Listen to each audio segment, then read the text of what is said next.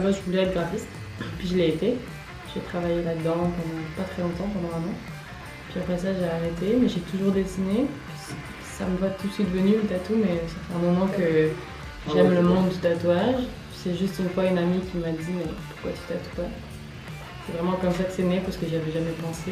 Mais ouais, je dessine depuis toujours, puis j'ai aussi une passion pour le monde du tatou, donc les deux allaient plutôt bien ensemble. Alors je tatoue depuis un peu moins d'1 an et demi en shop, vraiment à temps plein. J'ai commencé il y a comme 2 ans. Le mieux, c'est quand même de pouvoir vivre du fait que je dessine. Ça, c'est vraiment mieux parce que c'est le meilleur des métiers quand on peut vivre de quelque chose qu'on aime. Après, le moins bien, je dirais que c'est forcément les projets qui sont un peu qui me correspondent moins, je suis moins inspirée. Et puis aussi des petits désagréments avec les clients, et ça c'est toujours dans tous les métiers, un service client. Donc c'est ça, il n'y a pas beaucoup de choses négatives quand même dans ce métier. C'est quand même vraiment long le processus, ça dépend pour qui, ça dépend du contexte dans la ville, même la ville ou le pays où tu te trouves. Mais c'est sûr qu'à partir du moment où tu décides de devenir tatoueuse, à partir du moment où tu gagnes vraiment ta vie à temps plein, il y a quand même du temps qui se passe parce que c'est du tatouage, il faut forcément des clients au début qui acceptent d'être les cobayes entre guillemets. Donc au début évidemment tu gagnes pas grand chose en tatouant des gens. Donc non, c'est quand même petit à petit, c'est pas d'un jour lâchement. En tout cas pas pour moi, peut-être pour certains oui, mais pas pour moi. Oui, c'est sûr que ça va beaucoup plus vite si de base tu as un réseau. Si mettons j'étais connue dans l'illustration par exemple, déjà à Montréal et que j'ai vraiment un réseau, je pense que ça aurait été plus facile pour moi. Il y en a beaucoup, surtout à Montréal. Moi c'est vrai que j'ai commencé en France et c'est vraiment, il y a beaucoup moins de tatoueurs.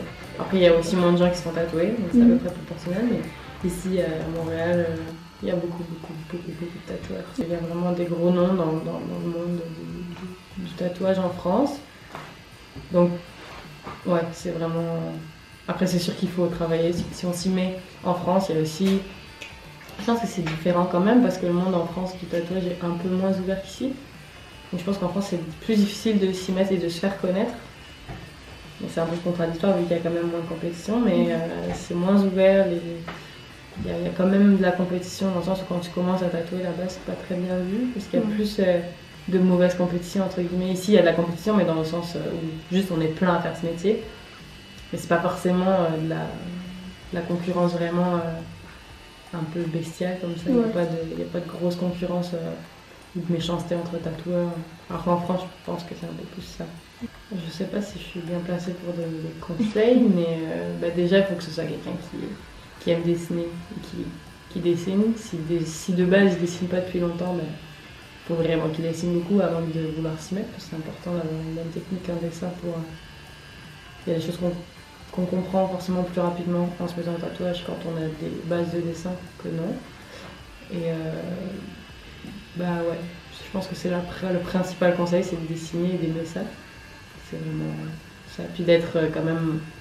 de vraiment le vouloir, parce que pour pouvoir entrer dans ce monde, il faut quand même un peu s'acharner, parce que c'est pas, encore une fois, selon les opportunités, c'est pas forcément donné à tout le monde de pouvoir le faire. Donc, ouais, je pense qu'il faut aimer dessiner, vraiment pas avoir peur de beaucoup travailler, puis c'est ça, d'être un peu acharné.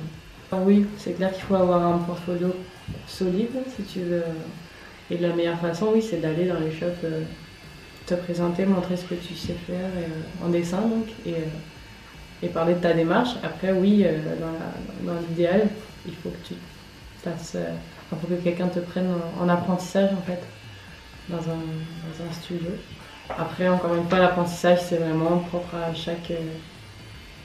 c'est la personne qui t'apprend, qui aura sa propre méthode, donc il n'y a pas vraiment de règles là-dedans, il n'y a pas de truc officiel en fait dans la façon d'apprendre à tatouer, mais oui, la démarche à faire c'est clairement d'emmener ton portfolio qui soit bien fait, bien monté, puis que tu sois sûr de ton travail dans le fond. Et ouais, démarcher les studios, montrer ce que tu fais. Puis, faut juste savoir que ouais, c'est pas. Il y en a beaucoup qui sont de plus en plus intéressés à le faire. Et c'est bien parce qu'il faut que ce métier il continue à évoluer, mais c'est pas facile. Il faut, moi je sais que je suis passée par des phases où j'avais envie d'arrêter parce que je me disais que j'y arriverais pas. Donc c'est ça, je pense qu'il faut juste savoir que c'est pas facile, que ce soit le fait d'entrer dans ce monde-là, ou techniquement parlant de ce que c'est de tatouer, et que voilà, faut juste garder la tête sur les épaules. Puis, on arrête. Moi ça fait pas très longtemps que je tatoue, ça fait 1 an et demi, et tous les jours on apprend toujours plus, donc faut pas avoir peur d'apprendre et de continuer à évoluer. Voilà.